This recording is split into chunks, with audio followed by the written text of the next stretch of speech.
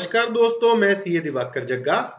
तो दोस्तों, आज 21 दिसंबर 2022 को एक बिजनेस फाइनेंस इनसाइट समिट हुआ था बीएफएसआई, जिसमें मिस्टर शक्तिकांता दास, जो कि आरबीआई के गवर्नर हैं, भारतीय रिजर्व बैंक के जो गवर्नर हैं, वहां पे वो मौजूद थे और उन्होंने क्रिप्टो करेंसी के बारे में बहुत कुछ कहा।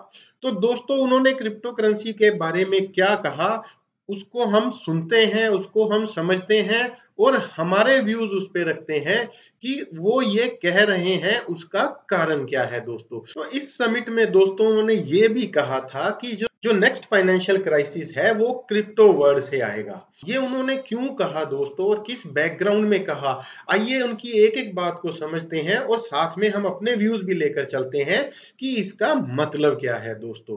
तो चलिए दोस्तों, सुनते हैं उन्होंने क्या कहा। So, cryptocurrencies have certain huge inherent risks for our macroeconomic and financial stability, and we have been pointing it out. And the developments over the last 1 year, including the latest episode of the built around this FTX. तो दोस्तों, इन्होंने सबसे पहले ये कहा कि crypto currency में inherent risk हैं।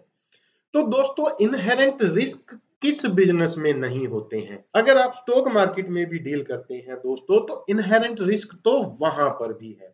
अब दूसरा, ये एफटीएक्स एक्सचेंज का नाम लेते हैं दोस्तों, वो एक्सचेंज क्रम्बल हो गई, वो एक्सचेंज गिर गई। तो कहीं ना कहीं अगर ये रेगुलेट होता तो क्या ये हो पाता? और अगर वो क्रम्बल हुई है तो कहीं ना कहीं जिस कंट्री में ये एक्सचेंज बेस्ड थी, वो लोग उसको कंसोलिडेट कर रहे हैं, वो इस सिचुएशन को कंट्रोल में कर रहे हैं दोस्तों। तो कहीं ना कहीं एक चीज सामने आती है कि अनरेगुलेटेड तरीके से जैसे ये इंडिया में चल रही है, उससे अच्छा इसको रेगुलेटेड तरीके से चलाया जाए। तो दोस्तों, आगे सुनते हैं उन्होंने क्या कहा। I think after all this, I don't think we need to say anything more about our stand. I think the time has proved that cryptocurrencies are worth what they are today. And according to some estimates, the total value of cryptocurrencies was about 188 billion or 190 billion, 180 billion. But now the valuation, has come down to about dollars. Has come down to about 140 billion dollars or so. About 40 billion value has got really wiped. तो दोस्तों, ये कह रहे हैं कि crypto के जो downfall आया है उससे 40 बिलियन डॉलर जो है वैल्यू डाउन हो गई है क्रिप्टो की। तो दोस्तों, इनको अगर याद दिला दिया जाए, इनको अगर कहीं से ये बताया जाए कि जब कोरोना का टाइम आया था तो उस टाइम कई लाख करोड़ की वैल्यू जो है शेयर होल्डर्स की वाइप हो गई थी। तो ये चीजें तो फाइनेंशियल मार्केट में कॉमन है, तो ये चीजें जो है वो चलती रहती हैं। स्टॉक मार्केट में अगर आप देखेंगे दोस्तों, हर 2 से 3 साल बाद एक बड़ा भूकंप आता है और लाखों करोड़ वैल्यू का स्टॉक्स जो है वो वाइप आउट हो जाते हैं, लेकिन ओवर द पीरियड वो वैल्यू दोबारा से आके स्टैंड हो जाती है। तो ये पॉइंट भी इनका कहीं ना कहीं उतना स्ट्रॉन्ग नहीं बैठता है दोस्तों। और आगे सुनते हैं इन्होंने क्या कहा। But change in value in any so-called product is a function of the market. But unlike any other asset or unlike any other product, our main concern about crypto is that it doesn't have any underlying whatsoever. तो दोस्तों, यहाँ अब देखिए इन्होंने एक बहुत ही मजेदार बात कही है। ये कहते हैं कि क्रिप्टो में कुछ भी अंडरलाइंग नहीं है। तो दोस्तों, यहाँ मैं इनसे ये पूछना चाहूंगा कि जो मनी हम प्रिंट करते हैं उसकी बैकग्राउंड में या उसकी स्ट्रेंथ में या उसकी पावर में क्या होता है। जितनी भी कंट्रीज वर्ल्ड में चल रही हैं आज के टाइम में वो सारी फिएट मनी पे चलती हैं, यानी कि जो भी वो बनाते हैं, जो भी पैसा वो छापते हैं, उसके इक्विवेलेंट कोई भी गोल्ड नहीं रखा जाता है। 1978 में ही गोल्ड स्टैंडर्ड वाइप आउट हो गए थे, यानी कि कोई भी गवर्नमेंट कितनी भी मनी प्रिंट कर सकती है। तो ये चीज कहना कि क्रिप्टो करेंसी की अंडरलाइन कुछ भी नहीं है, वो गलत है। अब मैं आपको यहाँ एक बात और बताना चाहूंगा कि अगर मान लीजिए हम गोल्ड की बात करते हैं, तो गोल्ड का अंडरलाइन क्या है? कुछ भी नहीं। गोल्ड एक धातु है जिसको हमने मान लिया है कि इसके अंदर वैल्यू है। अगर आप इसको डीप में जाके देखेंगे तो आपको यही पता लगेगा कि गोल्ड एक ऐसी धातु है जो कम मात्रा में निकलती है जमीन से, और because of scarcity it's value is there. तो ये धरती से कम निकलता है और इसको हमने मान लिया कि ये वैल्यूएबल है। तो कहीं ना कहीं जो वैल्यू कॉन्सेप्ट है दोस्तों, वो ये माना जाता है, ना कि वो एक्चुअल में होता है। अगर सारा वर्ल्ड मान लेता है कि बिटकॉइन में वैल्यू है, तो है, जैसे गोल्ड में वैल्यू है तो वो है। तो दोस्तों आगे सुनते हैं इन्होंने क्या कहा। I think the term cryptocurrency, private cryptocurrency, is a fashionable way of describing what is otherwise a 100% speculative activity. And there is a talk that it should be regulated. Now, how it is to be regulated, somebody needs to explain. But I would like to just mention 3 points. तो दोस्तों यहाँ ये कह रहे हैं कि crypto currency, private crypto currency. तो सबसे पहले तो हमें ये समझना पड़ेगा कि क्रिप्टो करेंसी और प्राइवेट क्रिप्टो करेंसी में बहुत ज्यादा डिफरेंस है। क्रिप्टो करेंसी वो होती है जो एक अपना ट्रेल छोड़ती है, जहां पे आप चेक कर सकते हैं कि जो क्रिप्टो है वो कहां से कहां जा रही है, किस वॉलेट से किस वॉलेट में जा रही है। और जो प्राइवेट क्रिप्टो करेंसी होती है दोस्तों, उसका कोई ट्रेल नहीं होता। जैसे कि मोनेरो एक करेंसी है, मोनेरो दोस्तों एक प्राइवेट क्रिप्टो करेंसी है।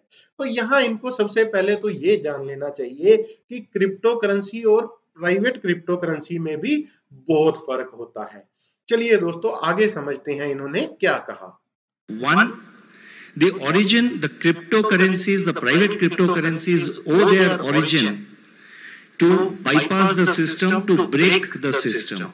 They don't believe in the central bank central bank currency. They don't believe in the regulated financial world. They want to bypass and beat the system. तो दोस्तों ये इन्होंने कहा कि क्रिप्टो करेंसी जो है वो सिस्टम को बाईपास करती है। तो यहाँ दोस्तों नोटेबली एक चीज समझ लेनी चाहिए कि क्रिप्टो करेंसी बनाई ही इसीलिए गई थी कि वो इस सिस्टम को बाईपास कर दे, क्योंकि कुछ हैंडफुल, कुछ चुने हुए नेता और कुछ बिजनेसमैन मिलके इतना बड़ा कार्टेल बना लेते हैं कि आम आदमी के पल्ले वो कुछ भी पड़ने नहीं देते। आप बैंकों में एफडी कराते हैं, 6-7% आपको ब्याज मिलता है, लेकिन जब वो सारा पैसा बैंकों में एक जगह जाके इकट्ठा हो जाता है तो वो बिजनेसमैन क्रोनीज को दे दिया जाता है, और बाद में वो लोन जो हैं या तो वो डूब जाते हैं या उनको माफ कर दिया जाता है।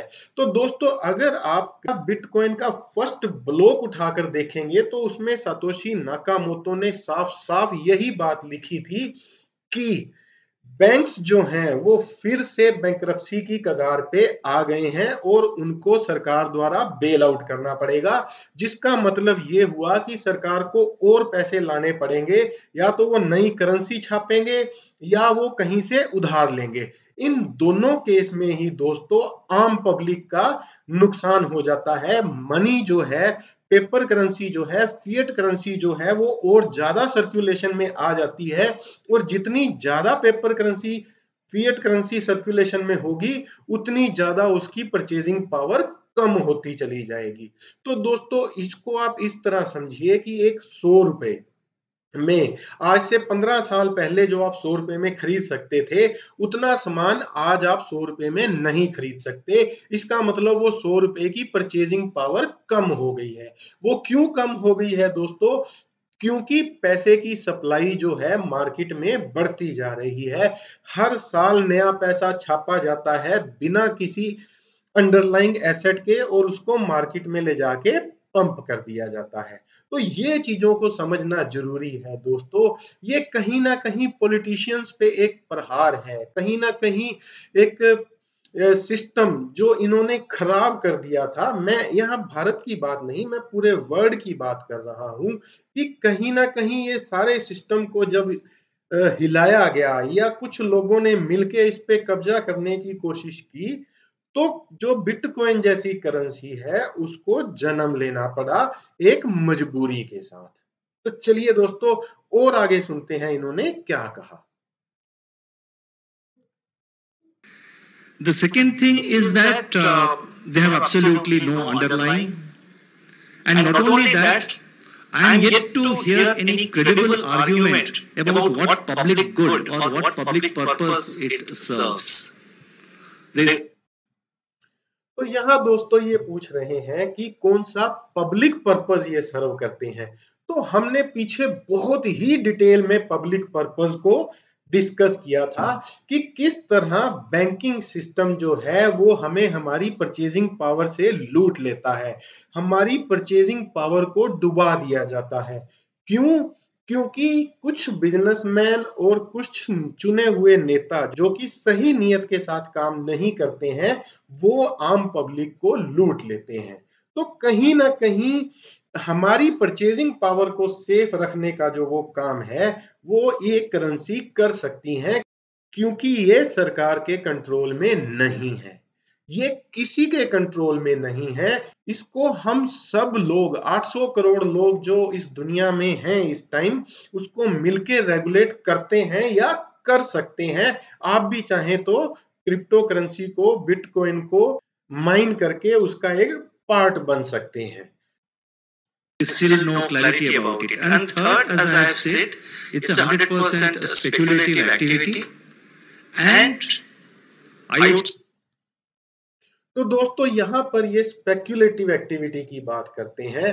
तो यहाँ ये समझना भी अब जरूरी हो गया है दोस्तों कि बहुत सारे मोबाइल में ऐसे ऐप आ गए हैं जिसपे आप कार्ड्स खेलते हैं, 3 पत्ती खेलते हैं, जिसपे आप टीम 11 बनाते हैं और पता नहीं क्या क्या।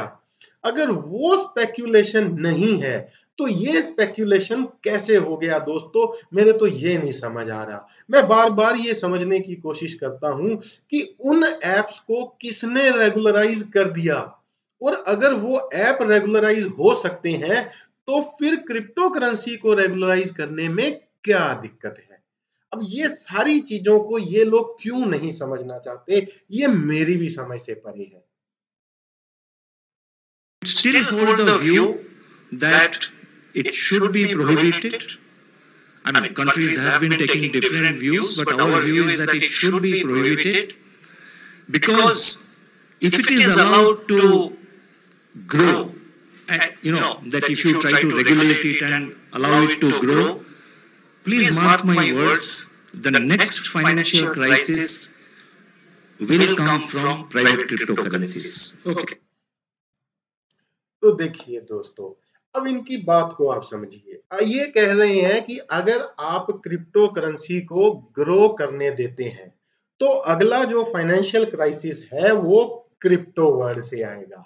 तो दोस्तों, अगर आप ये चीज जान रहे हैं, अगर हमारे गवर्नर साहब को ये चीज पता है, तो ये क्रिप्टो करेंसी अभी तक चल क्यों रही है, मुझे ये तो समझा दो। अगर आप ये बड़े कॉन्फिडेंस से कह रहे हो कि मार्क माय वर्ड्स, मेरे शब्दों को आप लिख लीजिए कि अगला जो फाइनेंशियल क्राइसिस है वो क्रिप्टो वर्ल्ड से आने वाला है, तो मैं गवर्नर साहब से ये पूछना चाहूंगा कि आप इंतजार किस चीज का कर रहे हो? क्यों आप भारत के नागरिकों को डुबो रहे हो? क्यों आप उनके पैसे को बर्बाद कर रहे हो? जब आपको पता है अगला फाइनेंशियल क्राइसिस वहां से आना है, तो इसको आप बंद क्यों नहीं कर रहे हो? दोस्तों, क्यों नहीं कर रहे? इसको समझिए। इसको ना ये रेगुलराइज कर रहे हैं, ना इसको इरेगुलराइज कर रहे हैं, ना इसको लीगल कर रहे हैं, ना इसको इलीगल कर रहे हैं। तो समझिए, बहुत बार दोस्तों ऐसा होता है जब बहुत सारी चीजें होती हैं, वो हमारे फायदे के लिए होती हैं या नहीं होती हैं, ये हमें समझना पड़ता है। मैंने कम कहा है, आप इसको ज्यादा समझ लेना। आपकी समझ को लगाइए, अपनी तर्क शक्ति को लगाइए और ये समझने की कोशिश कीजिए कि जो ये चीजें कह रहे हैं उसका क्या मतलब है। और अगर फाइनेंशियल क्राइसिस अगला यहीं से आना है तो क्यों आपका और मेरा पैसा अभी तक इसमें लगने दिया जा रहा है, क्यों नहीं इसको बैन कर दिया जाता, और क्यों जो है ताश के जैसे जो जिसमें आप ताश खेल सकते हो वैसे ऐप, जिसमें आप क्रिकेट का सट्टा लगा सकते हो वैसे ऐप रेगुलराइज हो गए हैं क्योंकि उनकी प्रॉपर एड आती है। अगर वो रेगुलराइज आप कर सकते हैं जो कि प्योर स्पेक्यूलेशन है, यहाँ तो आप फिर इन्वेस्टमेंट करते हैं और उस पर रिटर्न की उम्मीद करते हैं। तो दोस्तों ये हमारे गवर्नर साहब मिस्टर शक्तिकांता दास ने कहा था, और यहाँ मैं आप लोगों को ये कहूंगा कि आप अपना विट लगाएं, अपनी समझ लगाएं, जो हमने यहाँ डिस्कस किया उसको समझने की कोशिश करें और अपना डिसीजन ले दोस्तों, और जुड़े रहें हमारे साथ क्रिप्टो की ऑथेंटिक जानकारी के लिए। धन्यवाद।